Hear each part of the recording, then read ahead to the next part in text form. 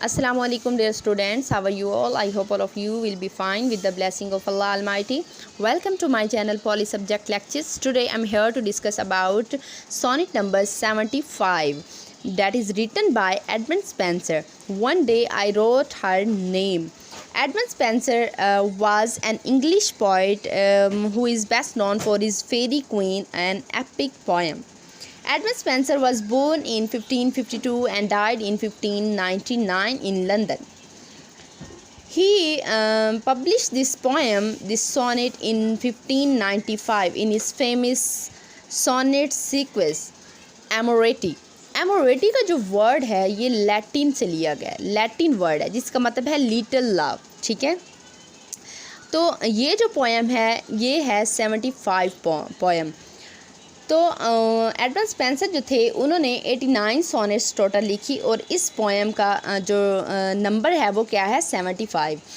Actually में ये जो पोएम है ये लिखी गई थी एडमंड स्पेंसर के ज़रिए।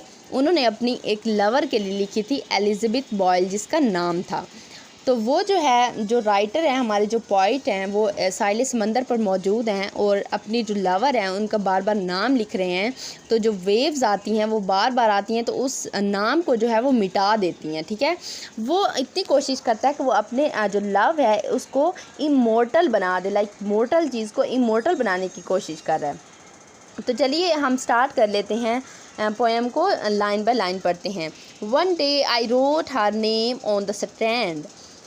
अब यहाँ पे जो स्ट्रैंड है इसका मतलब है समंदर की साइल है समंदर पे। ठीक है, one day I wrote her name on the strand. एक दिन मैंने अपने लवर का नाम जो है वो साइल समंदर पर लिखा। But came the waves and washed it away. लेकिन क्या है, लहरें आती हैं और उसको मिटा जाती हैं। Again I wrote it with a second hand. अब यहाँ पे जो सेकंड हैंड है इसका मतलब ये नहीं कि उसने पहले फर्स्ट हैंड से लिखा और फिर सेकंड से, लाइक यहाँ पे इसका मतलब है कि सेकंड टाइम। ठीक है, दूसरी मरतबा। Again I wrote it with a second hand. दोबारा मैंने लिखा। ठीक है, क्या नाम लिखा अपनी लवर का। बट केम द टाइड, लेकिन लहर आई। यहाँ पे जो टाइड है वो सिम्बोलिज़म है। ठीक है, पासिंग ऑफ टाइम का।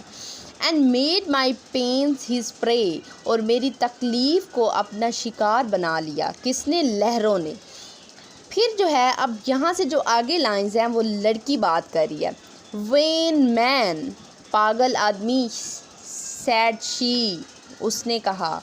That dost in vain essay, ये तुम्हारी बेसूद कोशिश है। A mortal thing so to immortalize, कि किस तरह फ़ानी चीज़ें जो हैं वो किस तरह लाफानी हो सकती हैं। अब यहाँ पे जो इमोर्टलाइज आपको पता होगा, लाफानी ऐसी चीज़ें जिनको मौत नहीं आती। ठीक है, जो कभी ख़त्म नहीं होती जिनका वजूद। और मोर्टल लाइक हम फ़ानी हैं, हमने एक दिन इस दुनिया को छोड़कर जाना है।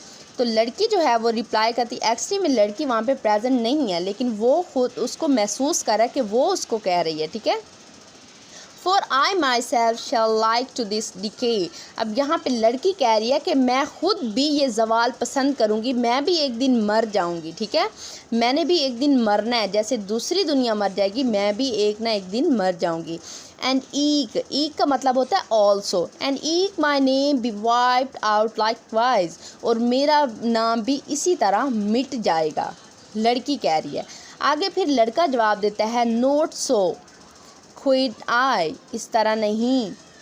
आई replied, let baser thing devise, बेकार चीज़ों को मरने दो, टू डाई इन डस्ट, और ख़त्म होने दो। But you shall live by fame, लेकिन तुम जो है एक शोहरत पाओगी, शोहरत से जियोगी। ठीक है, अगर तुम मर भी गई तो तुम्हें शोहरत मिलेगी। ठीक है, माई verse your विचूज rare shell eternise. वो क्या कह रहा है कि मेरी जो वर्सेस हैं, लाइक जो उसने पोइट्री लिखी है, मेरी वर्सेस तुम्हें जो है वो अम्र कर देंगी, लाइक इमोर्टल कर देंगी, हमेशा के लिए जो है वो ज़िंदा कर देंगी। And in the heavens write your glorious name, और वो कह रहा है कौन? एडमंड स्पेंसर, कि मैं जन्नत में जो है वो तुम्हारा नाम लिखूँगा। ठीक है, जिसकी एक अज़मत होगी, जो शान शौकत वाला नाम होगा। Where whenas that shall all the world subdue, वो कहता है कि जब पूरी दुनिया को मौत कब्ज़े में ले लेगी, यानी सब मर जाएंगे, ओवर लव शैल लीव, हमारा प्यार जो है वो ज़िंदा रहेगा, एंड लेटर लाइफ रीन्योर, हम एक नई ज़िंदगी शुरू करेंगे। ठीक है, तो ये थी पॉइंट्स की जो है एक्सप्लेनेशन लाइन बाय लाइन। उसके बाद मैं डिस्कस करती हूँ आपसे इसकी राइमिंग स्कीम। इसकी जो राइमिंग स्कीम है वो है A B B C C D E और ई। ठीक है, ये है इसकी राइमिंग स्कीम।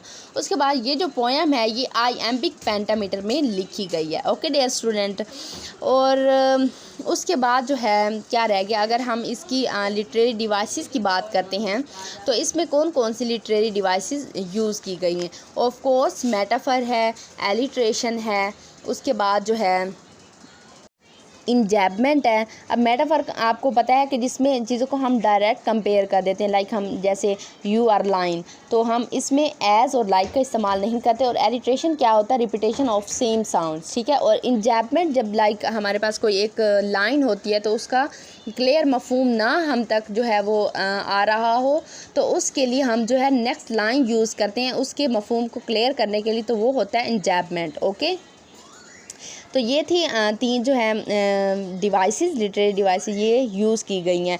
लाइक जब हमारे पास क्वेश्चन आएगा लॉन्ग, तो हम इसकी लिटरेरी डिवाइसेस भी लिखेंगे, उसके बाद राइमिंग स्कीम भी लिखेंगे, उसके बाद इसका एक सिंबल है। सिंबल क्या है, टाइड। यहाँ पे टाइड मैंने आपको पहले भी बताया कि किस चीज़ को सिंबल करता है, सिंबलाइज करता है पासिंग ऑफ टाइम को। जैसे वक्त जो है वो गुज़र रहा था और यहाँ पे वो बता रही हैं कि मतलब जो है ये वक्त जो है ये गुज़र जाएगा, लाइक इंसान जो है इस दुनिया में आया है तो वो मॉर्टल चीज़ है, इमॉर्टल नहीं हो सकता। ठीक है, उसे मौत आनी है, एक दिन सारी दुनिया ख़त्म हो जाएगी। लेकिन जो शायर है पता नहीं उसे क्या सूझ रहा है कि वो अपनी जो है लवर है, वो कहता है कि मैं अपनी इस वर्स के थ्रू जो है वो तुम्हें इटरनाइज कर दूंगा, तुम्हें अमर कर दूंगा, तुम चाहे मर भी गई तो फिर भी क्या है, लोग तुम्हें इस पोएम के थ्रू जानेंगे। ठीक है, तो ये थी वीडियो आज की स्टूडेंट। अगर आप पसंद आई हो तो लाइक कीजिएगा, कमेंट कीजिएगा, चैनल को सब्सक्राइब कीजिएगा। थैंक यू, अल्लाह हाफिज़।